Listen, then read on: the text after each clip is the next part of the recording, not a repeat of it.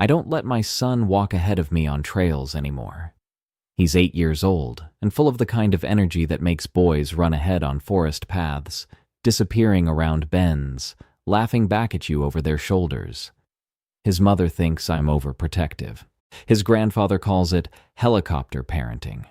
I've heard every version of the criticism. I don't argue with any of them. I just make sure I can see him. Every single step, every single turn. I keep one hand close enough to grab his collar if I need to. He doesn't understand why. He thinks it's a game sometimes. How fast can he get before Dad catches up? It isn't a game. I was a search and rescue volunteer with Larimer County Emergency Services in northern Colorado for 6 years, from 1999 to 2005.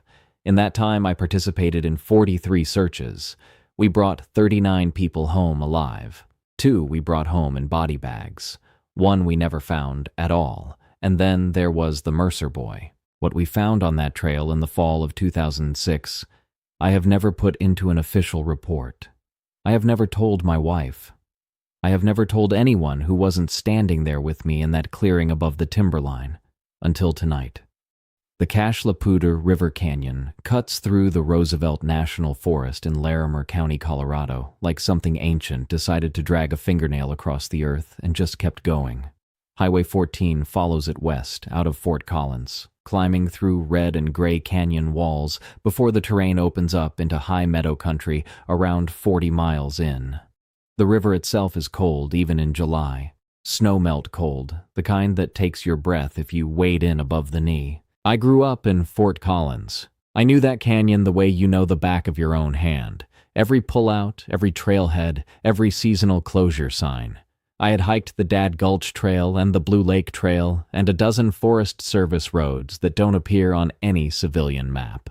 I knew which drainages flooded in May and which ones held water through August. I knew where the elk came down in October and where the black bears worked the chokecherry thickets in late summer. I thought I knew those mountains. The Ridgeline Trail, that's what locals called it, though the Forest Service maps labeled it something else, branched off the main canyon corridor about 31 miles west of the Ted's Place Junction. It climbed hard for the first 2 miles, gaining nearly 1,500 feet through dense lodgepole pine before breaking into open subalpine meadow near the 11,000-foot mark. The views up there were the kind that make people stop walking and just stand still for a while. You could see 4 mountain ranges on a clear day.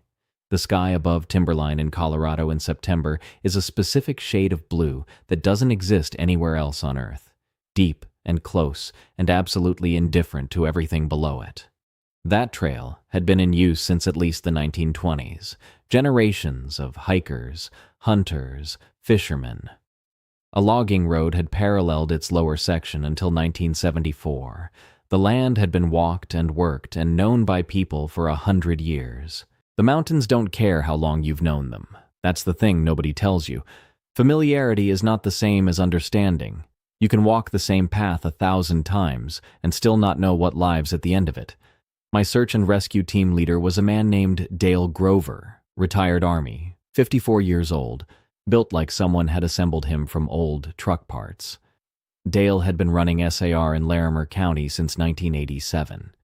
He had the kind of quiet that belongs to people who have seen enough of the worst things that words start to feel like excess weight. When he talked, you listened. Not because he demanded it, because he never wasted a single one. The Ridgeline Trail, Dale told me when I joined the team, had a history. I'll get to what he told me. First, let me tell you about the Mercer boy. His name was Thomas Mercer, 5 years old. Dark hair, red jacket, light-up sneakers with the Velcro straps. He had hiked the first mile of the Ridgeline Trail with his parents and a family group of 8 adults on the afternoon of September 14th, 2001. By all accounts, he was ahead of the group on the return hike, running the way 5-year-olds run, loose and joyful and too fast for the terrain. His father was 20 feet behind him.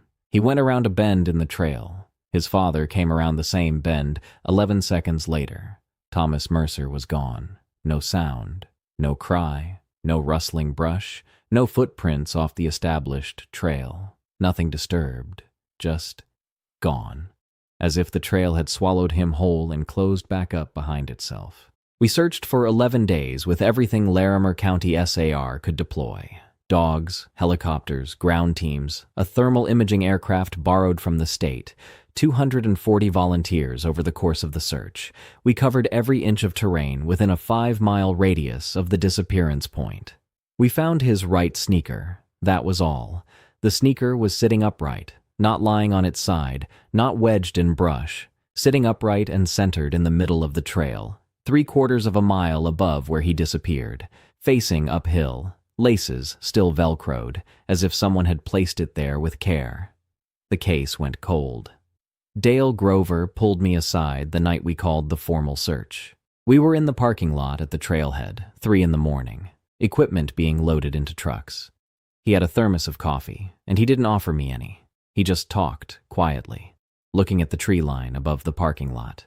He gave me the rules. "You don't hike above timberline on that trail between dusk and full dark," he said. "That window, when the light is going but it's not gone yet, that's when you get off the mountain. Not at dark, before dark. You don't let that transition catch you above 10,000 feet on that trail." I asked him why. He didn't answer that. "If you're doing a grid search above the timberline," he continued, "and your radio goes to static, not bad signal, not weather interference, full static like something is sitting on the frequency, you pull your team back to the tree line immediately. You don't finish your grid. You don't secure your markers. You move." I wrote it down. "You do not use white light above the meadow. Red filters only after sunset. White light carries wrong up there. It draws attention from things that should not be paying attention to you." He took a drink of his coffee. "If a dog refuses to track above 11,000 feet, and I mean refuses, not hesitates, refuses flat, you trust the dog. You don't push it, you turn around." I had seen dogs refuse terrain before. Usually it meant a hazard, unstable ground, water, cliff edge. I'd never seen a dog refuse for no visible reason. "Last one," Dale said. "If you're above timberline on that trail and you hear a child, any voice, any sound that registers to your brain as a child, you do not follow it. You do not call back. You do not search in the direction it came from. You mark your GPS coordinates, you get your team together, and you get off the mountain." I looked at him. He looked at the tree line. A child's cry in the high country, above that meadow, coming from a direction that has no trail and no access point. "That is not a child," he said. "Not anymore." He capped his thermos, walked to his truck, and drove away. I stood in that parking lot for a long time after the last vehicle left. The canyon wind came down cold off the peaks. Somewhere above the timberline, in 11,000 feet of darkness, Thomas Mercer's sneaker was still sitting in the center of the trail, facing uphill, waiting. 3 weeks after the search ended, I drove out to Dale's property on the Poudre Park Road and asked him directly what he knew. He made coffee this time. We sat on his porch and watched the canyon wall change color in the afternoon light. He told me about a hunting party in 1987, 4 men, elk season. They had camped in the upper meadow, the wide, flat bench just below the final ridge, where the lodgepole gave way to open grass and exposed granite. Good elk country. They had been running the same camp for 11 years without incident. On the 3rd night, one of the men, Dale's older brother, as it turned out, woke up sometime after 2 a.m. He said later that it wasn't a sound that woke him. It was the absence of sound. The meadow, which had been alive all night, with wind and insects and the distant sound of the creek drainage, had gone completely silent. Not quiet, silent. The kind of silence that has weight to it. He unzipped his tent. There was something in the meadow. Dale stopped there for a moment, drank his coffee, looked at the canyon wall. He said it was big, Dale continued. Not tall, big. Like the mass of it was wrong. Like something had taken the shape of an animal but gotten the weight distribution incorrect. Too much at the front. Moving on all fours, but not the way any four-legged thing moves. More like it was built for something other than walking and was just tolerating the ground. The 4 men spent the night in their tents without sleeping. They heard it move through the meadow twice more. Each time, the silence preceded it. the silence arriving first like a herald, then the sound of something very large moving without making as much sound as something that size should make. At first light, they packed and came off the mountain. They found their camp undisturbed, food properly hung, equipment untouched, the fire ring cold and ordinary in the morning light. Nothing had been taken. Nothing had been moved, except for one thing. Dale's brother's hunting boots, which he had left outside the tent, were placed 10 feet from where he had left them, side by side, perfectly aligned, pointed toward the upper ridge. He never went back up there, Dale said. None of them did. 11 years of the same camp and they never went back. I asked Dale if he believed his brother. He was quiet for a while. I found Thomas Mercer's sneaker, he said finally. I was the one who found it. I didn't put it in the official report exactly as I found it. He paused. I wrote that it was lying on the trail. It wasn't lying. It was placed, same as those boots, side by side with something invisible, pointed uphill. He stood up and took our mugs inside. The conversation was over. That night, I lay in bed and thought about 5-year-old Thomas Mercer's sneaker sitting upright in the center of a mountain trail, pointing toward something above the timberline that I had no name for. I told myself there were explanations. I told myself Dale's brother had seen a bear or an elk in the dark, and the fear had processed it wrong. I told myself the sneaker had been placed by an animal, or the wind, or the searchers themselves without knowing. I almost believed it. 4 years passed. I stayed with the team. We did our work. The lost hikers, the stranded climbers, the occasional tragedy that is just tragedy with no mystery in it. I followed Dale's rules on every call-out above that timberline. I used red filters. I pulled teams back when the radio went to static. I trusted the dogs. Nothing happened. My partner on the team was a woman named Sasha Reeves, former wildland firefighter, 6 feet tall, absolutely fearless in the way that comes from having already survived the worst thing you can imagine. Her daughter Maya was 7 years old and spent every other weekend with Sasha's ex-husband in Denver. On the weekends, Sasha had Maya. She brought her to team training sometimes. Maya had her mother's eyes, and her mother's complete indifference to any suggestion that she slow down. I had come to think of Sasha as the best partner I would ever have in the field. She read terrain the way other people read text. She moved through rough country like she had been designed for it. She had never been briefed on Dale's rules for the Ridgeline Trail. She had joined the team 3 years after the Mercer search. Dale had retired. I had assumed someone else had told her. Nobody had. In October of 2005, a report came in of a missing hiker on the Ridgeline Trail.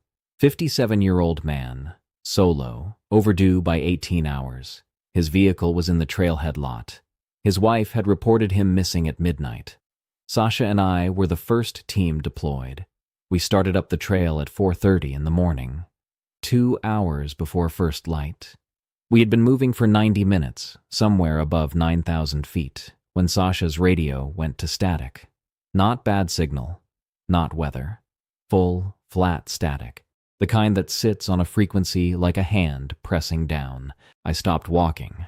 Sasha looked at her radio, frowned, switched channels. Static on all channels. She tried her backup. Same. Tower interference, she said. We're in a dead zone. I knew the radio coverage on that trail. There was no dead zone at this elevation. We had full coverage to 11,000 feet. I had used this same radio on this same trail a dozen times. I said, "We need to pull back to the tree line." Sasha looked at me. "We have a missing hiker, Marcus. He's been out here 18 hours. "I know. We need to pull back." The static could be, "Sasha." I said it once, quietly. "We pull back. Now. I'll explain when we're down." She looked at my face in the red, filtered light of my headlamp, and whatever she saw there made her stop arguing. She had seen enough rough situations to recognize when someone was not being cautious, when someone was being something else. We turned around. We were 30 feet from the tree line, moving fast, when I heard it. It came from above us, from the upper meadow, well above the timber line, in a direction with no trail and no access. A child's voice. high and clear and absolutely distinct in the mountain silence. It said, "Hello." Sasha stopped walking. I grabbed her arm. "Don't," I said. The wind came down cold off the ridge. In the east, the sky was beginning its earliest gray. All around us, the lodgepole pines stood perfectly still. Then the voice came again, closer. "Hello? Is someone there?"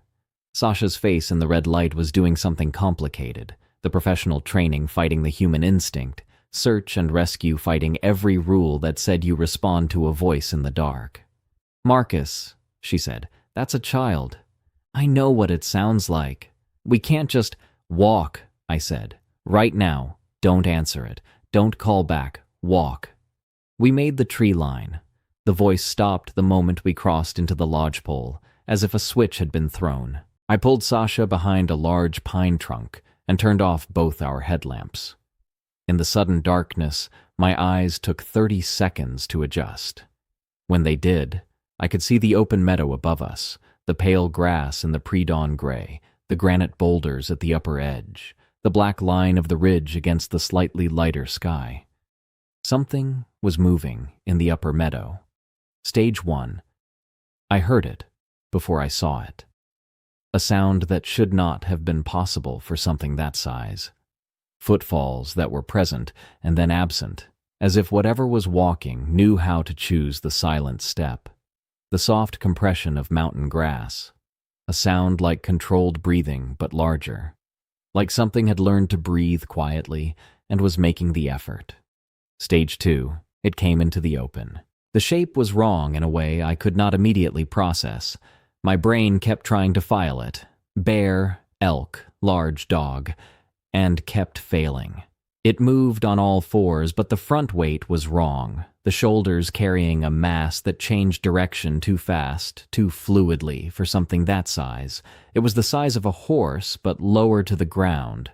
Dark, not just the color of darkness, but actively dark, the way certain things absorb light rather than reflecting it. It stopped at the center of the upper meadow, and it raised its head. I knew it was looking at us. I knew it the same way you know when something is watching you in a dark room, not because you can see it, but because you can feel the attention landing on you like a physical weight. Sasha had gone absolutely still beside me. Then it did something that made my stomach drop. It moved one step to the left, then stopped, then one step to the right. Back to center. It was testing our reaction, deliberately, watching to see if the movement would cause us to move. It was running a tactic. It was thinking. Stage 3. I need to be careful here about what I say I saw and what I'm certain of. The pre-dawn light was thin. I had no white light to use. What I can tell you is that when it raised its head fully toward us, there were 2 points of absolute darkness, where its eyes should have been, not reflective, not glowing, but darker than the darkness around them, like 2 holes cut in the fabric of the mountain air.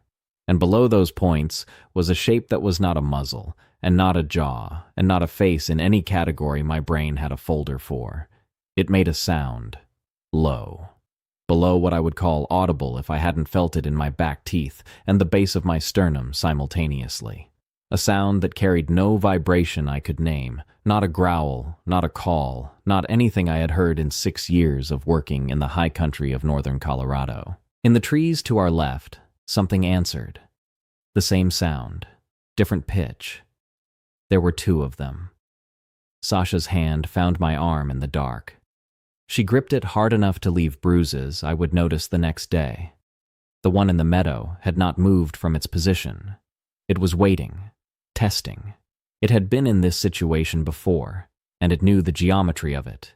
It knew where the tree line was. It knew where we were. It knew that we had come back down from above. It had calculated something, and was waiting for us to finish calculating in response. I made a decision. I did not run. Running was the wrong answer. Every prey instinct I had was screaming at me to run, and I did not run. I stood up from behind the pine. Slowly, hands visible. No sudden movement. I stood up and I looked directly at it in the meadow, and I did not move. It watched me for a long time. Then it turned.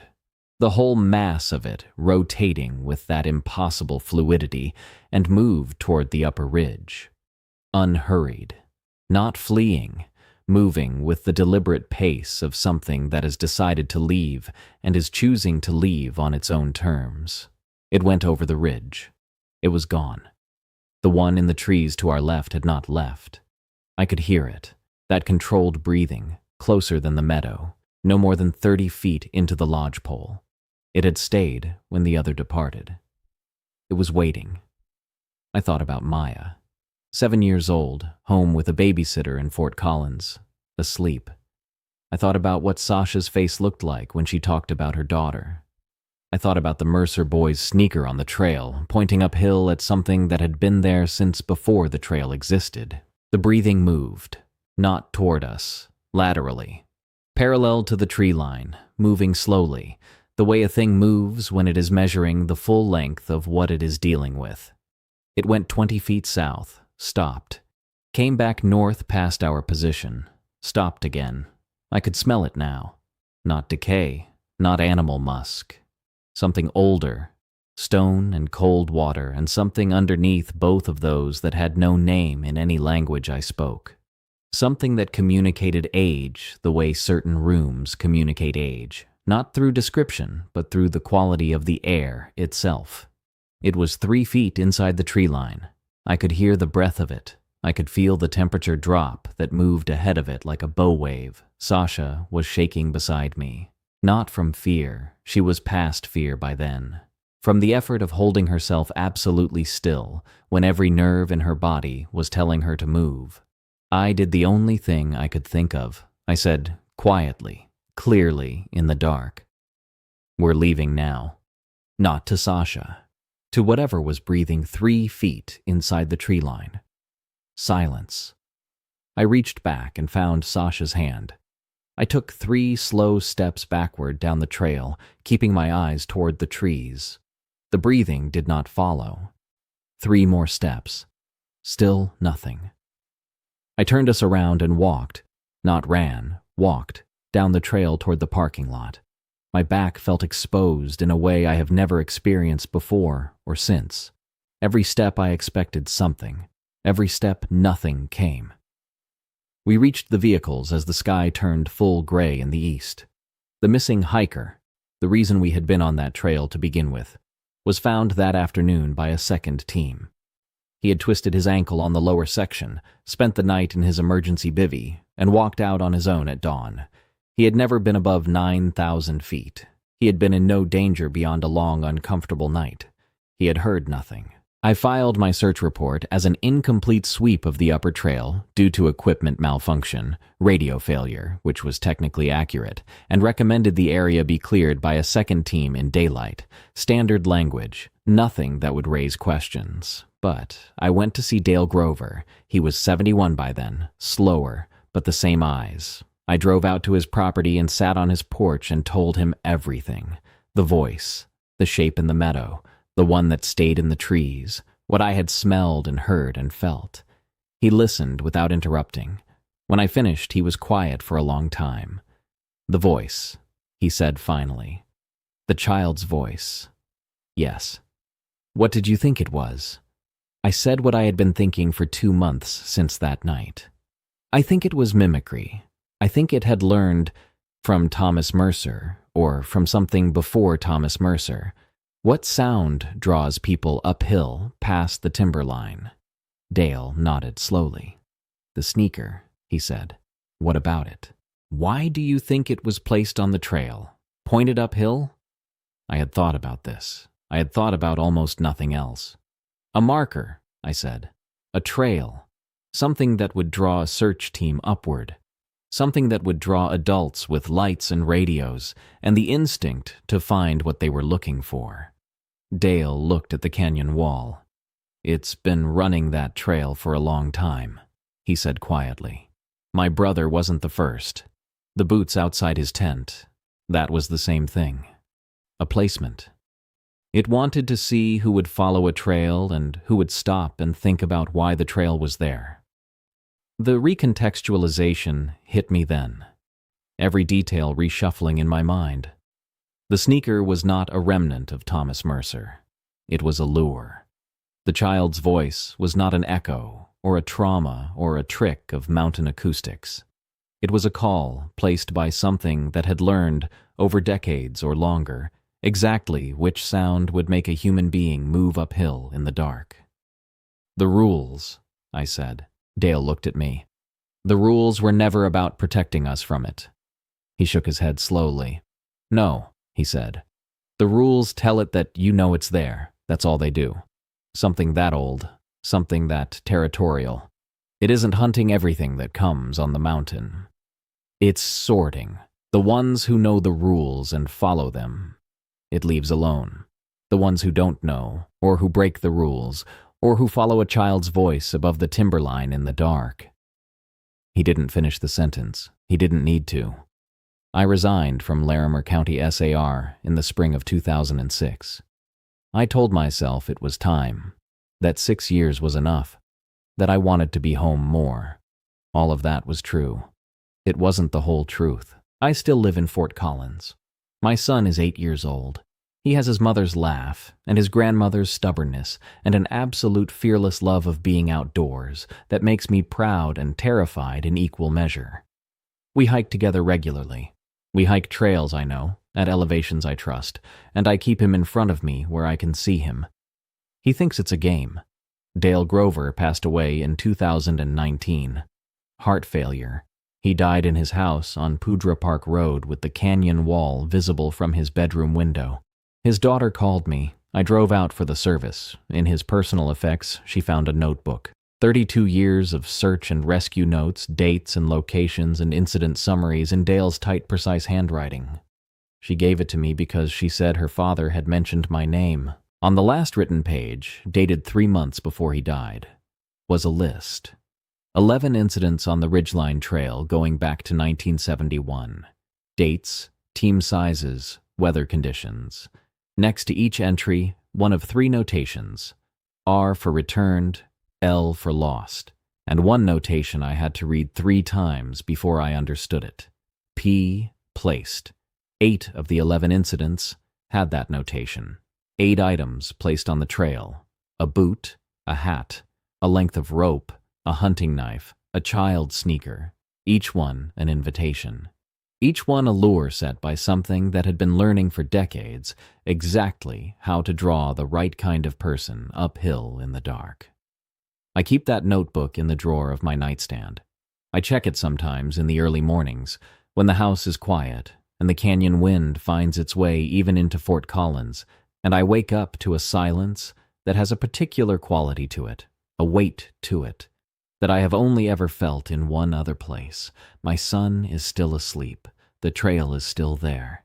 I don't know if it's still running its lures. I don't know if it learned something from the night Sasha and I walked away. I don't know if what Dale spent 32 years documenting is finished or only patient.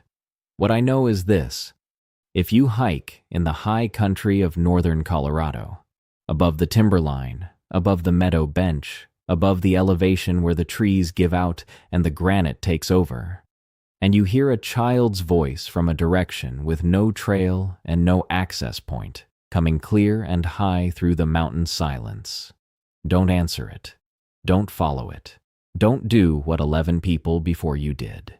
It has been placing trails for a very long time, and it has learned exactly what you will follow.